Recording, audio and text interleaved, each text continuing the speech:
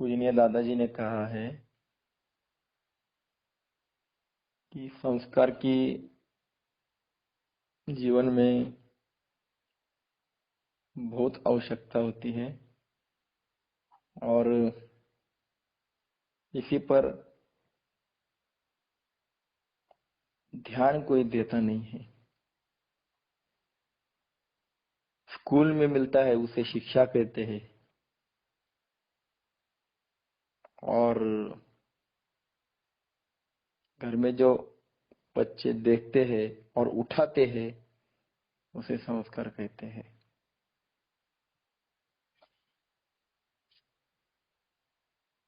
संस्कार से वृत्ति बनती है।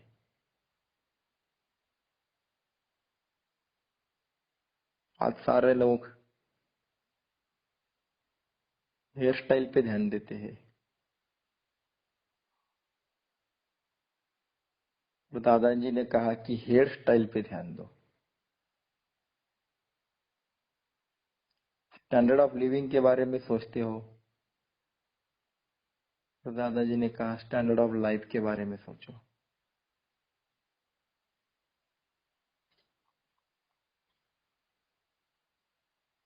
दादाजी बहुत बहुत बातें संस्कार के बारे में समझाते हैं।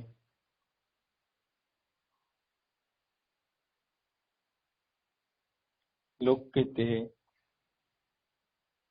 कि हाँ, हम भी जो करते हैं ना वो स्वाध्याय जैसा ही है।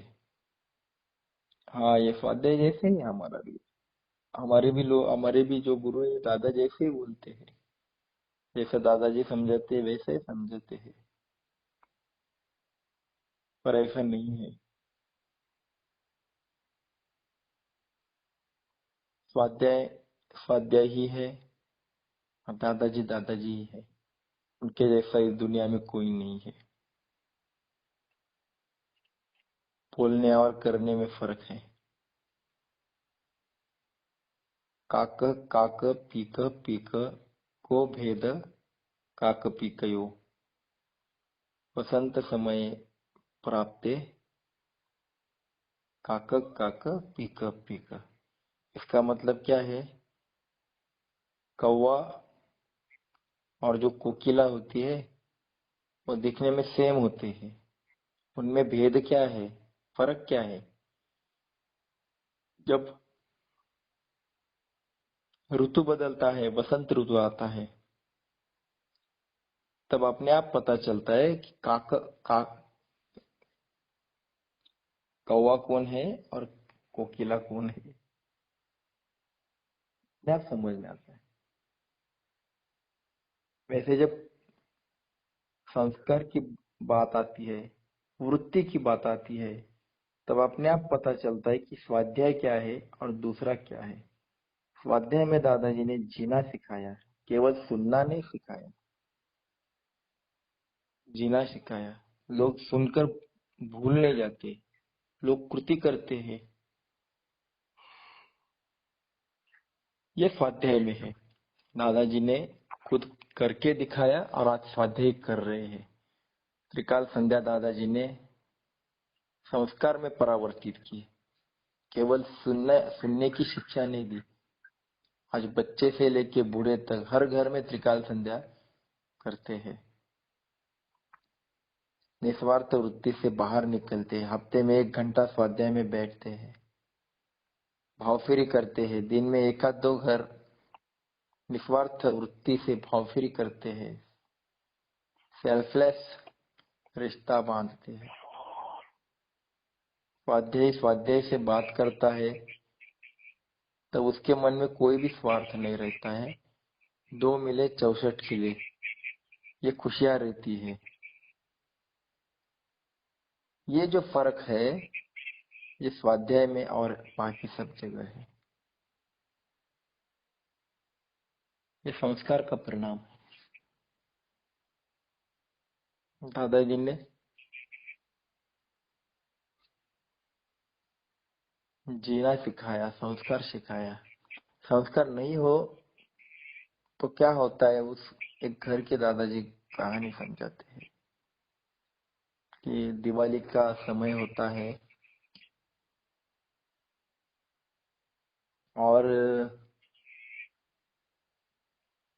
एक गांव में एक ऊंची हवेली होती है, 3 मंजिला बिल्डिंग होती है।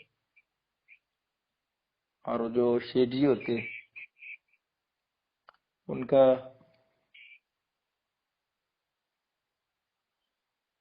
की प्रॉपर्टी बहुत होती है, पैसा बहुत होता है। वो दिवाली के समय के अच्छे दिन और वो स्नान वगैरह करके पूजा पाठ करके ऊपर की तीसरी मंजिल पे गैलरी में अच्छा कपड़ा और अच्छा दागिना पहनकर बाहर देख रहे होते हैं।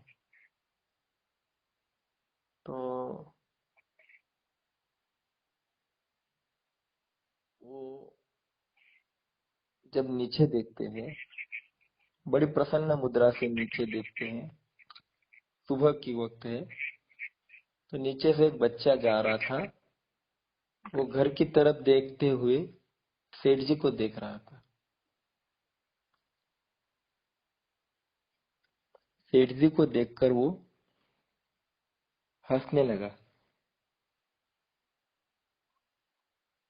अब सेठ जी थे ही इतने मोटे, उनका पेट ही इतने आगे आया था।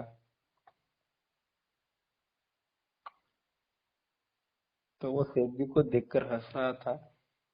सेठ जी को लगा कि बच्चा मेरे सब प्रॉपर्टी पे, मेरे ऐश्वर्य पर खुश है। चलो इसको कुछ आज दिवाली के दिन दे देता हूँ। उसको ऊपर बुला लेते हैं, आ जाओ। वो बच्चा ऊपर आ जाता है।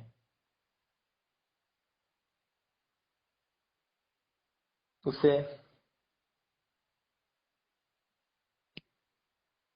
खाना वगैरह, मिठाई वगैरह खिलाते हैं और उसको पूछते हैं कि बेटा बहुत खुश दिख रहा है, अच्छी बात है। मैंने देखा तुझे कि तू नीचे से मेरी तरफ देखकर हंस रहा था, तो मेरे सब ये प्रॉपर्टी, स्टेट, संपत्ति पर तू खुश था, ऐसा मुझे लग रहा है, इसलिए तू हंस रहा था ना। तो बच्चा बोलता है, नहीं नहीं, ऐसी कोई बात नहीं है सेठ जी, आप बुरा नहीं मानोगे ना।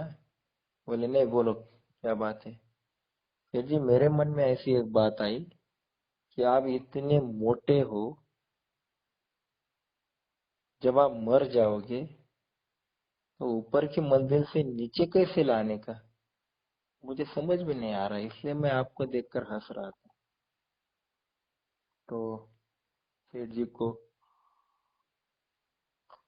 बड़ा गुस्सा आता है।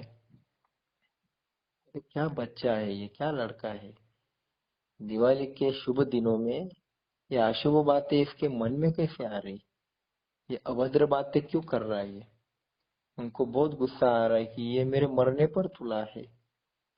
इसको वही बांधते हैं और नौकर से कहते हैं, जाओ इसके बाप को बुला कर ला।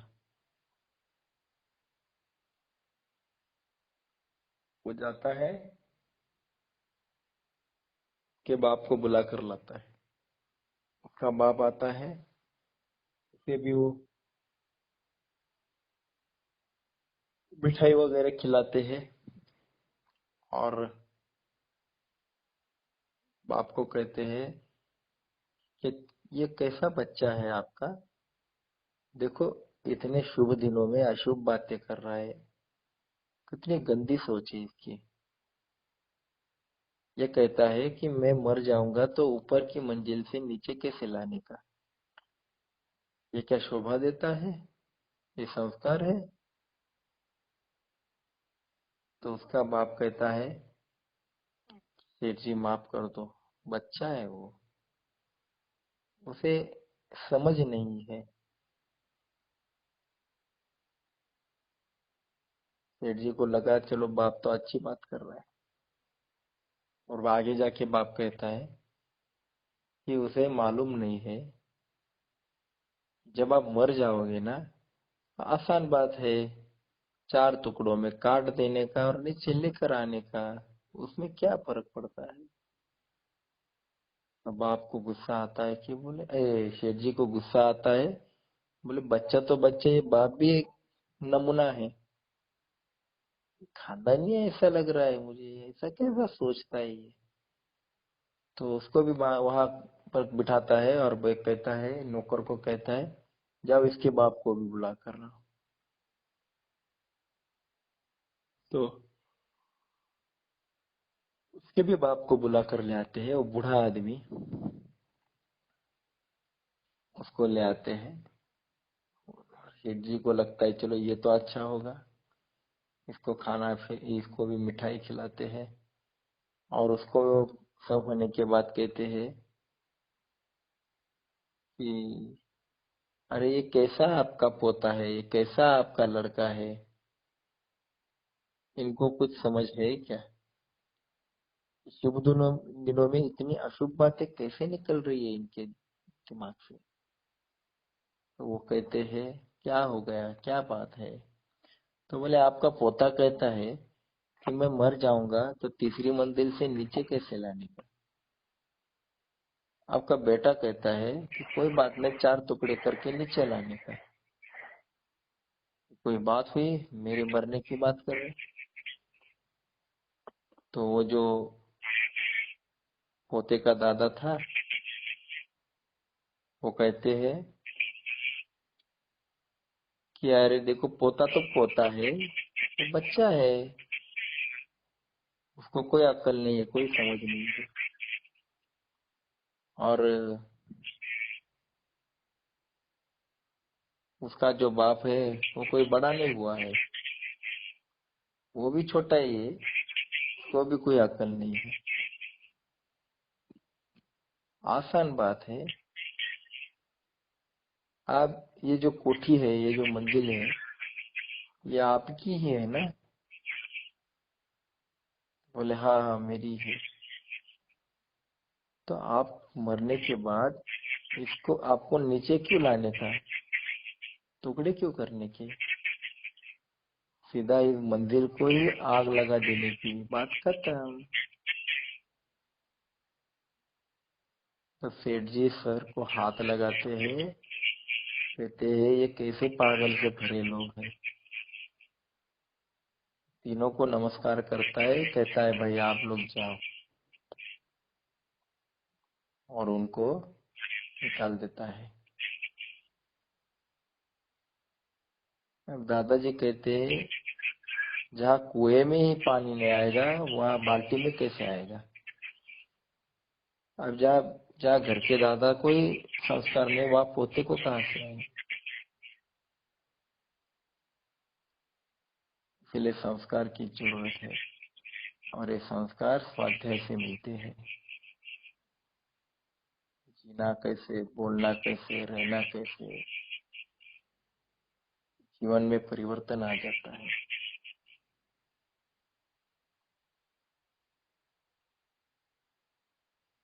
17वें अध्याय में कहा है वाणी कैसी चाहिए, बोलना कैसा चाहिए। अनुद्वेगकरम वाक्यम, सत्यम प्रियम हितम च, स्वाध्यायाभ्यसनम चैव, वाङ्मयं तपमुच्यते। हम जो बोलते हैं वो बोलना कैसा चाहिए, सत्यम प्रियम हितम च, सत्य चाहिए, प्रिय चाहिए, हितकारक चाहिए। सत्य का मतलब क्या है, सच बोलना नहीं। सत्य का मतलब होता है सत्य हितम सत्यम, जो भगवान की तरफ ले जाता है, भगवान के ऊपर श्रद्धा बिठाता है, ऐसा बोलना चाहिए, सच बोलना नहीं। क्योंकि कई जगह पे सच बोलना भी गलत होता है। जब बच्चा छोटा होता है और माँ को पूछता है, माँ मैं कहाँ से आया, तो माँ कहती है बेटा मैं तुझे चांद से लाई हूँ। अब ये झूठ होगा कि नहीं। पर कई जगह पे ऐसा बोलना पड़ता है।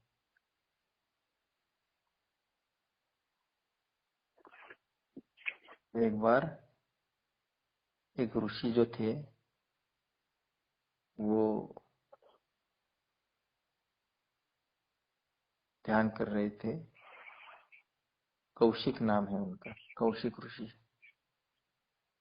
तो उनके सामने से एक गाय दौड़ती हुई चली गई, और जो ऋषि जो थे वो सच बोलने में बहुत प्रसिद्ध थे। तो गाय चली गई, वहां दो रास्ते थे। पीछे से हाथ में छुरा लेकर कसाई भाग रहे थे उसको पकड़ने के लिए। तो ये कौशिक जो ऋषि थे वो दिखाई दिए। तो कौशिक ऋषि के पास आकर उन्होंने कहा, महाराज जी बताइए, यहाँ से गाय गई है, वो कहाँ से गई, कहाँ रास्ते से गई, कौन से रास्ते से गई? तब जिस रास्ते से गाय गई थी वो रास्ता कौशिक ऋषि ने दिखाया। बोले यहाँ से गई। और वो कसाई जो होते हैं वो गाय को पीछे पकड़ जाते हैं और गाय को पकड़ते हैं और उसको मारते हैं। थोड़ी ही देर में विष्णु लोक से जो विष्णु लोक में ले जाने के लिए भगवान के दूत आते हैं और कौशिक ऋषि को कहते हैं, चलो आपका जाने का समय आ गया, आपका देह त्याग का समय आ गया, हमारे साथ चलो, भगवान ने बुलाया है, मतलब आपका मरना तय है, चलो। तो बोले क्या बात है, क्या हो गया? मैंने तो जिंदगी में कोई भी पाप नहीं किया, कायम सच बोला, क्या हो गया? तो बोले आपने सच बोला, उसकी वजह से वो गाय की हत्या हो गई और उसका पाप आपको लग गया है और आपको भगवान ने बुलाया है, आपको चलना है, आपको शिक्षा दे दी है। अगर मेरे सच बोलने से किसी की मृत्यु हो रही है, किसी को तकलीफ हो रही है, किसी को दुख हो रहा है, तो वो सच जो होता है वो पाप होता है। ऐसे समय पर सच बोलना ये पाप के समान है।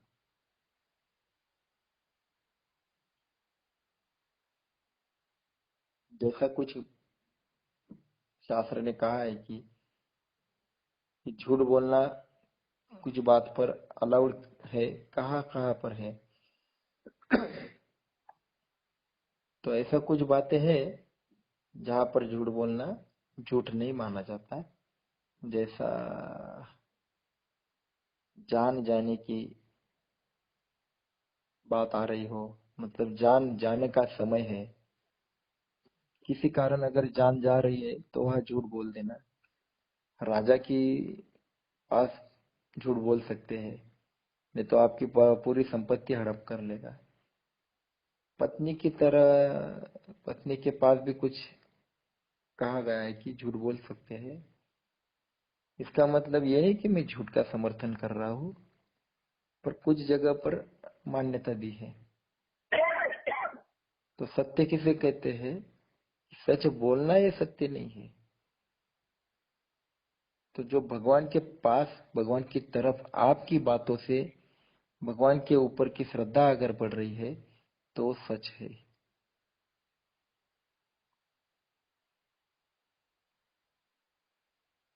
ऐसा भगवान ने अपने उंगली पर गोवर्धन पर्वत को उठाया था।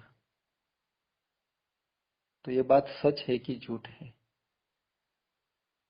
तो दादाजी कहते हैं ये सच है कि झूठ है हमें नहीं पता, पर ये बात सत्य है। कैसे? कि गोवर्धन पर्वत उठाने वाला भगवान मेरे भी परिवार की जिम्मेदारी उंगली पर उठा सकता है, ये मेरे को भरोसा है, मुझे भरोसा है।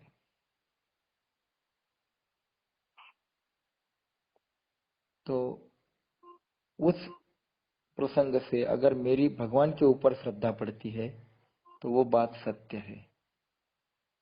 इसलिए सच है कि झूठ है इसमें कभी नहीं पड़ना। सत्य क्या है? तो जो भगवान के तरफ ले जाता है उसे सत्य कहते हैं। और हमारी भी बातें ऐसी होंगी जिससे लोगों की भगवान के ऊपर श्रद्धा बढ़ेगी, तो वो बातें सत्य होती है। इसलिए ऐसा बोलना कि जो सत्य है, प्रिय है, ऐसा बोलो। आपकी बातों से लोग खींचते हुए चले आने चाहिए। काभा का सो देत, कोयल का सो देत, कोयल मीठे बोल से जग अपनी करी लेत। कौवा भी बोलता है, कोयल भी बोलती है, पर कोयल के मीठे बोल से वो अपने तरफ लोगों को खींचती है। तो बात ऐसी करो कि जो प्रिय लगे, लोगों को अच्छा लगे, प्रिय बातें करो, हितकारक बोलो। सामने वाले का हित किस में है, ये हित को जानकर बोलो। अहितकारक मत बोलो। ऐसी वाणी चाहिए, ऐसा बोलना चाहिए। ये संस्कार है। गंदी गालियां बच्चों को सिखानी नहीं पड़ती है। कहां से भी जाकर सीख कर आ जाते हैं। पर श्लोक जो होते हैं वो 100 बार सुनाने पड़ते हैं, तब जाकर बच्चा सीखता है। अच्छी बातें सिखानी पड़ती है, गलत बातें अपने आप आ जाती है। खेत में फसल को उगाना पड़ता है, घास को उगाने की जरूरत नहीं है, अपने आप आती है, उसको निकालना पड़ता है।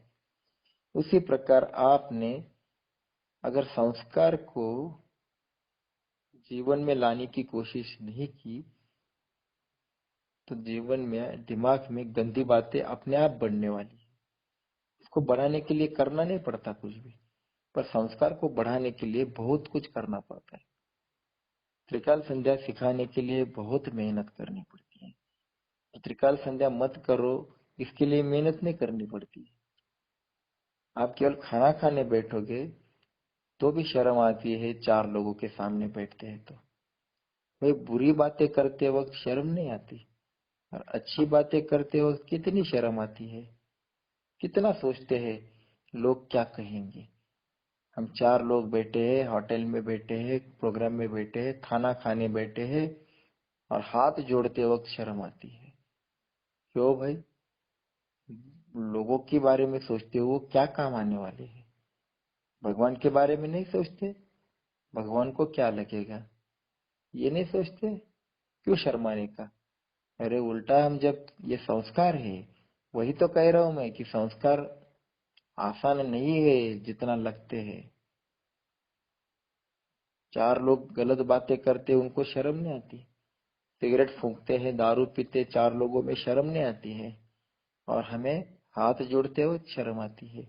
क्योंकि हमारे खून में नहीं है ना, वो संस्कार हमारे खून में नहीं आया है, इसलिए हम शर्माते हैं। नहीं शर्माना चाहिए। जोड़ो हाथ होटल में, क्या फर्क पड़ता है? 4 लोगों ने देखना चाहिए, देखना ही चाहिए, क्या प्रॉब्लम है? अरे हम तो मनुष्य है, भगवान को नमस्कार कर कर खा रहे हैं, वो तो पशु है। उनको उनके पशुत्व की लज्जा नहीं आती है, और हमें हमारे मनुष्यत्व की लज्जा आ रही है। यही तो बड़ी बात है। क्यों शर्माते हैं? बिल्कुल नमस्कार करें। उल्टा हमारे महाराष्ट्र में तो जब शादियां होती है तो खाना खाने से पहले पूरी जो लाइन होती है खाना खाने बैठने वाले लोगों की, तो पहले श्लोक कहा करते हैं। हमारे वारकरी संप्रदाय ने तो कितना सिखाया है एक बारे में। वदनी कवल घेता नाम घ्या श्री हरीचे सहज होते। ये जो इसको यज्ञ कहा है, तो एक साथ वो श्लोक कहते हैं, क्या शर्माने का। इसीलिए ये संस्कार है, हमारे खून में आना चाहिए कि मुझे शर्माना नहीं है। उल्टा लोगों को शर्म आनी चाहिए कि वो नमस्कार नहीं कर रहे हैं, वो गधे की तरह खा रहे हैं। हम मनुष्य की तरह खा रहे हैं। यह अच्छी बात है। इसलिए दादाजी कहते हैं कि वाणी ऐसी होनी चाहिए कि जो सत्य हो, हितकारी हो, प्रिय हो। तो ये संस्कार पावरफुल कब बनेंगे? जब अपने विचारों को उसमें भिगो के रखोगे, अच्छे विचारों में भिगो के रखोगे। जो अंकुरित अनाज होता है ना, उसके ऊपर पानी डालने से अंकुरित नहीं होता है, उसको भिगो कर रखना पड़ता है। रात भर भिगो के रखने के बाद सुबह आपको उसको अंकुर आए हुए दिखेंगे। उसी प्रकार हमारा जो मन होता है ना, ये केवल सुनने से नहीं चलता है, उसको उस विचारों में भिगो कर रखना पड़ता है। तब हमारे मन को पावर मिल जाती है, तब वो अच्छे बुरे का फैसला कर पाता है। केवल सुनने से नहीं चलता है। और ये स्वाध्याय में होता है कि स्वाध्याय केवल सुनाता नहीं है, तो कृति भी करने को कहता है। इसलिए जो हम त्रिकाल संध्या सुन रहे हैं इतने 3 महीनों से, तो हम केवल कर नहीं रहे हैं, हमारे अंदर का बदलाव देखो, हम कृति भी करने लगे हैं, दूसरों को समझाने की कोशिश भी करने लगे हैं। आप कोशिश भी करते हो ना, तो आपका ये जो करना है वो भगवान ने लिख लिया है। क्योंकि ये करने के पीछे आपकी वृत्ति क्या है? निस्वार्थ है। आप कब निस्वार्थ काम करने लगे? दादाजी ने आपसे कब निस्वार्थ काम करा लिया, आपको पता भी नहीं चल रहा है। आपने काम करना शुरू कर दिया है। और यही बदल स्वाध्याय में है और दूसरे कार्यों में है। दूसरे कार्य में जो होता है वो आदमी वही के वही बैठा रहता है, और स्वाध्याय कार्य में आदमी खुद खड़ा होता है। और वो दूसरों को कब सिखाने लगता है उसे पता ही नहीं चलता है। त्रिकाल संध्या कब जीवन में लाई और परिवार में कब बदलाव लाया, लोगों को कब समझाने लगा, कि किसी को बदलाव ही समझ में ही नहीं आता है, अपने आप हो जाता है। समझ लो आप भगवान के परिवार में आ गए। इतना आसान दादाजी ने समझाया है। ना गंडा दोहरा दिया, ना टीका लगाया, ना कपड़ा बदला, कुछ भी नहीं बदला। कहीं भी बांध के नहीं रखा, केवल वृत्ति बदल दी। वृत्ति बदल दी, आदमी कब स्वाध्यायी बन गया पता ही नहीं चला। इसलिए ये दादाजी कहते हैं कि निस्वार्थ काम करने लगे, भगवान का काम करने लगे, आप स्वाध्यायी बन गए। मैं क्यों बांध कर रखूं? इतना बड़ा कॉन्फिडेंस और किस में है बताओ? मैंने तभी कहा था कि लोग जो कहते हैं, लोगों को अकल ही कितनी है। गधे ने अगर शेर का कपड़ा पहन लिया तो वो शेर नहीं बन जाता। वैसी वृत्ति चाहिए। वैसे दादाजी की तरह कोई बोलने वाला दिख गया, इसका मतलब ये नहीं हो गया कि वो बहुत बड़ा आदमी है। बोलने वाले तो कितने विद्वान पंडित पड़े हैं भारत में, कम थोड़ी है। पर कितने लोगों से काम करा रहे हैं, कितने लोगों में बदलाव किया है। स्वाध्याय छोड़कर कितने लोग जो है वो निस्वार्थ से घर से बाहर निकल रहे हैं। जरा दिखाओ तो सही कि इसके मन में कोई भी स्वार्थ नहीं है। ऐसे कौन से कार्य में है, जरा आप देखो तो सही, पता चल जाएगा कि आप कितने महान कार्य में हो। कोई भी नहीं है जो स्वाध्याय के सिवा बाहर निकल रहा है। ऐसा कोई आदमी नहीं है जो दादाजी का छोड़ा तो जो निस्वार्थता से बाहर निकलता है, अपनी जेब से खर्चा निकल कर गांव गांव में भगवान के विचार ले जा रहा है। ये ऋषि का काम कर रहा है, ये संत का काम कर रहा है, तो केवल स्वाध्याय ही है।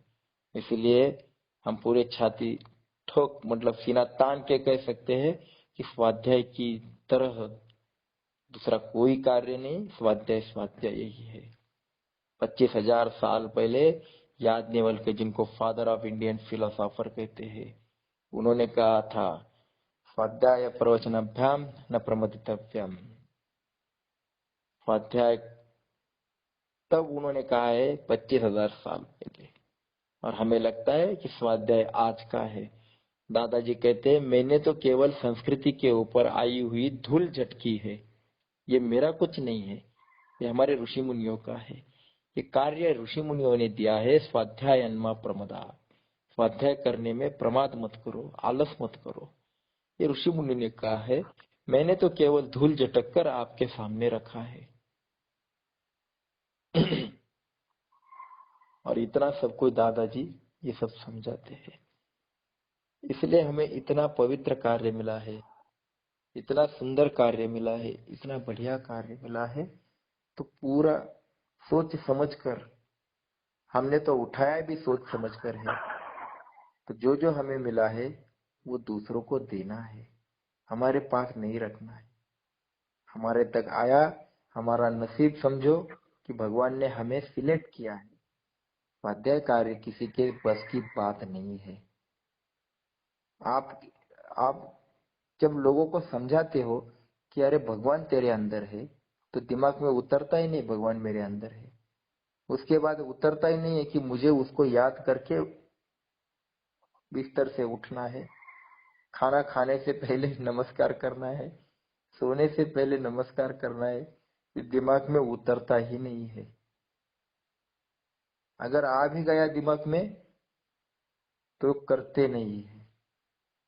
समझ में आ गया तो भी भूल जाते हैं। इसलिए कहता हूँ कि स्वाध्याय समझना ये किसी के बस की बात नहीं है। जन्म जन्म का कुछ पुण्य चाहिए, तब स्वाध्याय समझ में आता है, ऐसे समझ में नहीं आएगा। अगर आपके अभी देखो नसीब अच्छा है कि आपको स्वाध्याय समझ में आने लगा है, ये बहुत बड़े पुण्य का फल है। ये किसी को भी नहीं मिलता है स्वाध्याय। और आपको इसका पता चल जाएगा कि जब 100 लोगों को आप समझाओगे तो 10 लोग भी मानते कि नहीं भगवान जाने, तब आप सर पे हाथ लगाओगे कि यार ये लोग समझते क्यों नहीं है कि निस्वार्थ भी कर्म करने रहते हैं जीवन में, केवल गधे जैसा जीना नहीं है। ये ड्रिंक एंड बी मेरी, बस खाना पीना और मजा करना। मजा तो वही कर सकते, दादाजी कहते हैं कि आप ईट और ड्रिंक आप खा सकोगे, पी सकोगे, पर बी मेरी मतलब खुश रहने के लिए आपको स्वाध्याय ही करना पड़ेगा। स्वाध्याय माइनस करके लाइफ खुश हो ही नहीं सकती है, आप खुश रह ही नहीं सकते हो। जिसके जीवन में स्वाध्याय नहीं है वो कभी खुश नहीं रह सकता। वो ढोंग कर सकता है कि मैं खुश हूं, पर वो अंदर से खोखला है। क्योंकि स्वाध्याय ये भगवान का रास्ता है और भगवान से जोड़ता है, और जो भगवान से जुड़ गया वो खुश रह सकता है। तो इतना बढ़िया रास्ता दादाजी ने दिया है, संस्कार का रास्ता दादाजी ने दिया है। मेहनत तो करनी पड़ेगी भाई, आसान कुछ नहीं है। भगवान के पास जाना है तो मेहनत करनी पड़ेगी, भगवान से दूर होना है तो मेहनत करनी नहीं पड़ती है। आपको भगवान के पास जाना है और वो रास्ता ऊंचाई का है। पहाड़ चढ़ने के लिए मेहनत करनी पड़ती है, उतरने के लिए नहीं। इसलिए जीवन में गिरने के लिए कुछ नहीं लगता है, पर जीवन में ऊंचाई पाने के लिए बहुत मेहनत करनी पड़ती है। और दादाजी ने ये ऊंचाई का रास्ता बहुत आसान कर दिया है। तो इस रास्ते पे हमें चलना है, जीवन में संस्कार लाना है।